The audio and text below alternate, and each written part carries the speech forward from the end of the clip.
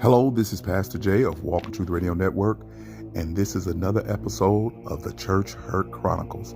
The names have been changed to protect the innocent and the guilty. And in this episode, we're going to hear from a young man who believed he was supposed to be elevated, and it didn't happen. So sit back, relax, and enjoy, if you can, Church Hurt Chronicles.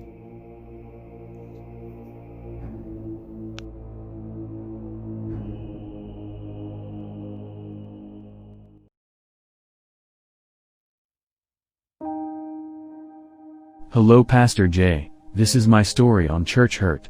I was a loyal member of a church that had at one point 200 members. As the church began to decline for many different reasons, I stayed. The bishop told me that one day because of my loyalty I will become a deacon. I worked very hard at serving him and the church. Yet, the more I served the farther becoming deacon was from me. I didn't realize until the church closed, that the plans to make me deacon was not truthful. The bishop dangled that title before me like a horse chasing a carrot on a stick. I could hear and be promised, but never received a clear path to be elevated.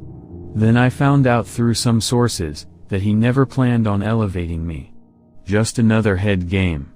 The church is closed and I have moved on, but I do not serve like I used to. This bishop manipulated me to the point, he had the nerve once it was over to ask me to continue giving my offering to him. That's how bad, or good he believed he had me around his finger. With leadership like that, game playing and promises never kept. No wonder the church had to close.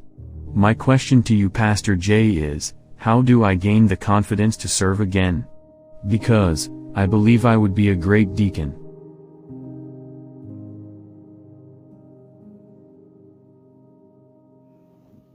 I'm glad that you contacted me, my brother, but first thing I want to do is calm you down in the sense that truly if you're gifted and you're supposed to be elevated, the Bible says, humble yourself before the mighty hand of God, and in due time he will exalt you.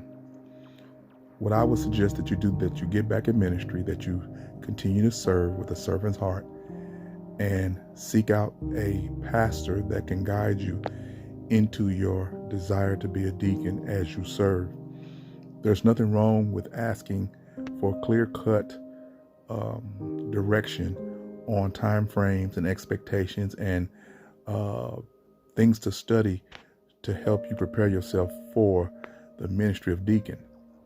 I want to also encourage you is that a lot of times what happens is that you're acting in the field, doing the work that God has called you to do, and then the other people around you that you serve and will see that and will start actually calling you deacon before the actual ceremony per se, if your church does one.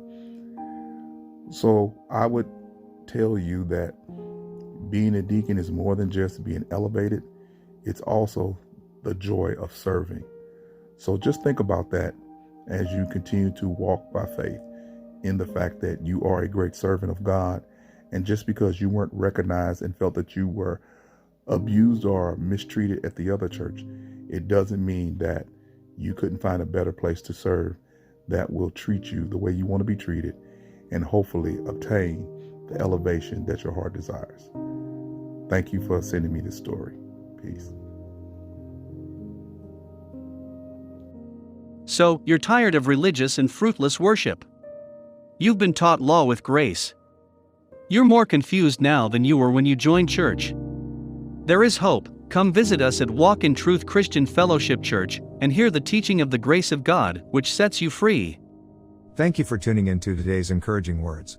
If these words have inspired you, please take the time to support the encouraging word for today with a donation and your prayers.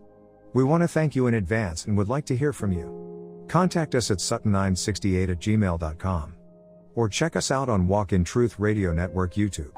Thank you for listening and consider subscribing and sharing.